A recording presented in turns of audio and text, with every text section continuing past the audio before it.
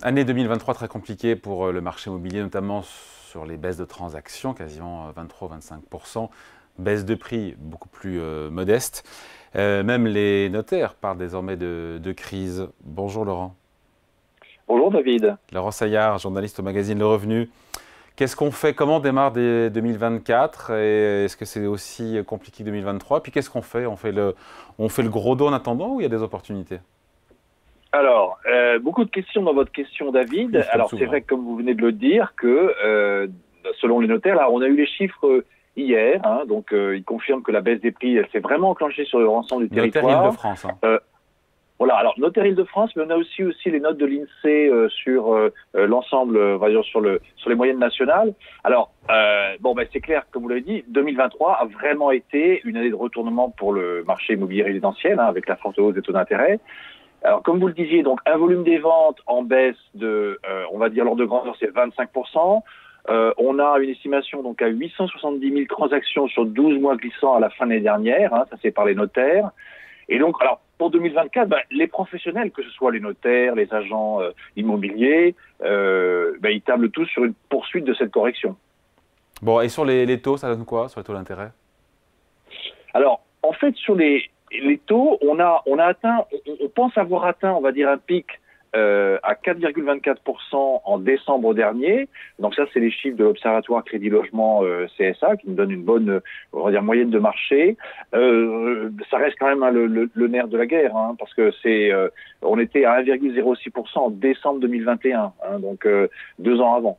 Donc là, alors en janvier, ça se stabilise, parce qu'en janvier, on est à 4,15%. En février, on devrait peut-être avoir aussi quelque chose de comparable ou une légère baisse, mais on est, disons, voilà, ça va plus monter. C'est déjà un point, mais ça reste quand même le frein majeur à l'activité, hein, y compris pour les ménages aisés d'ailleurs. Hein, et donc c'est ça qui en fait s'est fait sentir tout au long de l'année dernière, sachant que dans le contexte, hein, c'est que on avait eu quand même une année 2022 trompeuse, on va dire, hein, très résiliente. Hein, on avait terminé l'année 2022 avec 1,11 million de transactions sur 12 mois 800, vous voyez, et on a terminé l'année 2023 à 870 000. Donc il y a vraiment eu effectivement un vrai affaissement. Bon, sur les prix, au final, sur les prix, autant on a une baisse des transactions, 23-25%, vous le disiez, autant sur les prix, il y a une baisse, mais on est quoi? On est entre 0 et 5% de baisse, hein. Voilà, c'est-à-dire qu'en fait, c'est beaucoup moins prononcé pour les prix, hein, d'autant que, en fait, alors là, c'est les chiffres des notaires et de l'INSEE. Donc, en 2022, on avait une hausse générale, on va dire moyenne, au niveau national de 4,6%. Et là, en 2023, donc sur l'ensemble de l'année, on est à un recul moyen de 4%. Et donc, effectivement, comparé à des replis d'activité sur les ventes de 23-25%, en fait, ça reste modéré. Mais la rupture, elle est vraiment consommée avec cette période 2015-2022 du crédit facile et pas cher. C'est ça qui avait nourri l'envolée des prix. Ouais, un petit mot juste sur Paris, ça baisse plus à Paris, les prix. Oui, toujours intéressant de regarder ce qui se passe dans la capitale. Alors, on a été passé en dessous des 10 000 euros le mètre carré, donc l'été dernier, hein. Ça continue. Le mouvement se poursuit. Donc, les notaires du Grand Paris nous disent que, alors, ils évaluent à fin de l'année dernière, donc, ce prix moyen à 9 770 euros le mètre carré. Et ils l'attendent sur la base des avant-contrats déjà signés à 9 410 euros par mètre carré à fin mars. Donc, ça veut dire, on est dans une baisse des ventes un peu plus prononcée, hein, plus proche de 27-28% à Paris. Une baisse des prix donc à moins 7% sur l'ensemble de l'année 2023 et à moins 8% si on regarde la moyenne, enfin la moyenne annuelle effectivement à fin mars, qui est attendue à fin mars. Alors bien sûr toujours des gros écarts, hein, c'est-à-dire que je vous dis ça, si on est à 9 770 et bientôt 9 400, oui, mais c'est au-dessus de 13 000 euros le mètre carré dans le 16e et le 7e, et c'est autour de 8 000 euros le mètre carré dans le 19e et le 20e. Bon, tout ça c'est le rétroviseur. Laurent, maintenant, si on regarde un petit peu les perspectives dans les prochains mois, notamment sur les prix, on s'attend à quoi? Une accentuation de la baisse ou pas? Alors, en tout cas, oui, mais il y aura un effet mécanique. Alors, si on regarde les différentes prévisions, par exemple, l'agrégateur de données Meilleurs Agents nous dit que ça va continuer à baisser, mais en gros, ça attend une baisse des prix en 2024 de moins 4% à nouveau. L'Observatoire BPCE nous dit plutôt moins 6%. Euh, alors, c'est vrai qu'il y a aussi, hein, on l'a pas signalé encore, mais bon, il y a ces contraintes en matière de rénovation énergétique. Ça plombe le marché à côté du coût du crédit. Alors, même s'il y a eu une révision annoncée par le gouvernement du mode de calcul du diagnostic de performance énergétique, le fameux DPE, pour les logements de moins de 40 mètres carrés. Donc ça devrait sortir 140 000 logements de la catégorie des passoires thermiques. Mais ça, c'est une réforme sur les modalités d'évaluation du DPE, mais pas sur le calendrier du début de l'interdiction de la mise en location de ces passoires thermiques. Là, on est toujours avec un démarrage au début 2025. Mais bon, l'autre grand frein, c'est ça, c'est la production de crédit immobilier en baisse de 40% en 2023 par rapport à l'année précédente, selon la Banque de France, un niveau qui n'avait pas été atteint depuis 2015. Donc ces deux freins... mais c'est pas un peu en train de changer, pardon, Laurent, c'est pas un peu en train de changer du côté des banques? On entend les courtiers nous dire que, que les banques de nouveau se mettent à prêter et un peu moins cher et avec un peu plus de souplesse.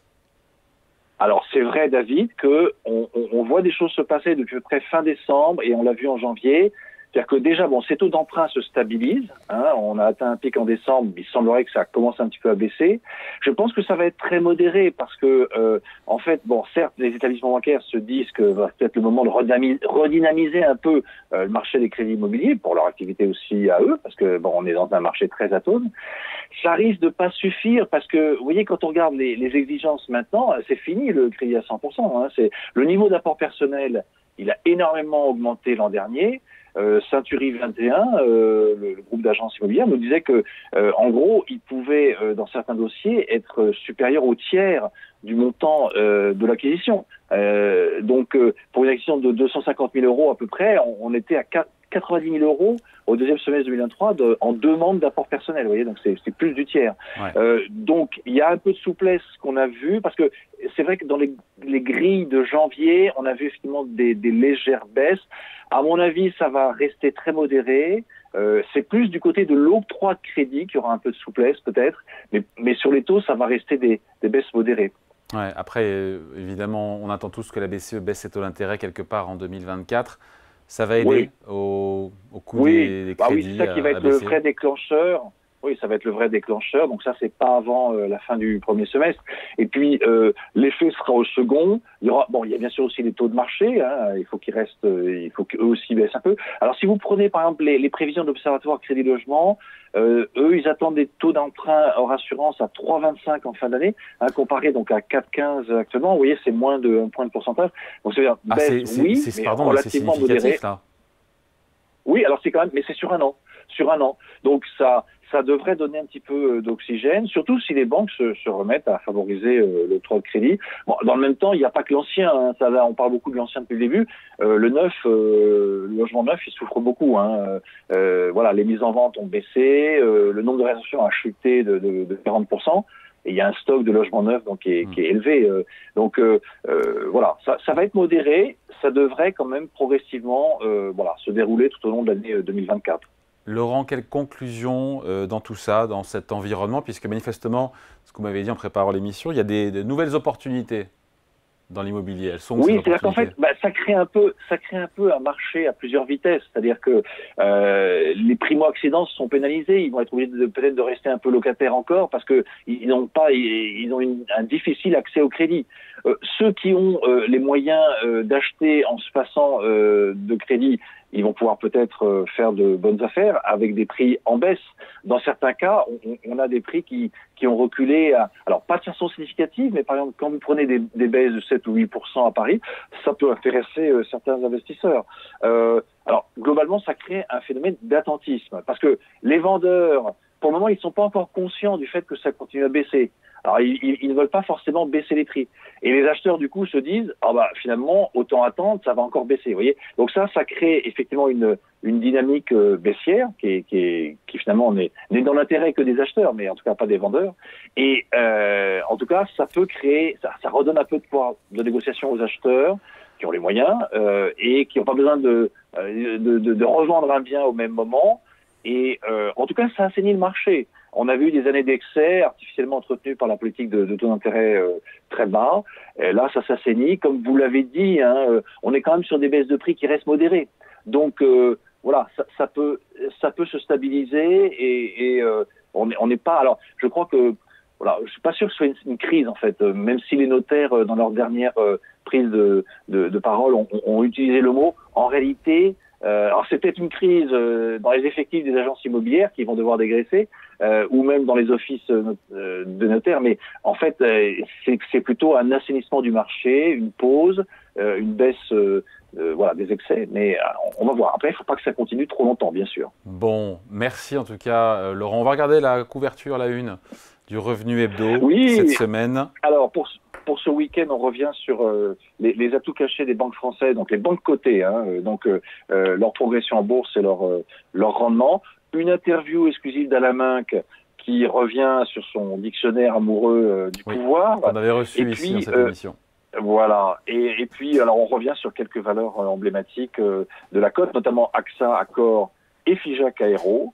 Et puis, un petit rappel du parcours assez incroyable de Andy Grove, qui était l'un des cofondateurs de Intel, un Hongrois d'origine qui avait fui les chars soviétiques et qui ensuite était passé en Autriche avant de rejoindre les États-Unis et de cofonder Intel. Voilà, une belle histoire d'entreprise. À lire et à découvrir dans le Revenu Hebdo ce week-end tranquillement. Merci beaucoup Laurent Sagard, journaliste à l'hebdomadaire. Salut.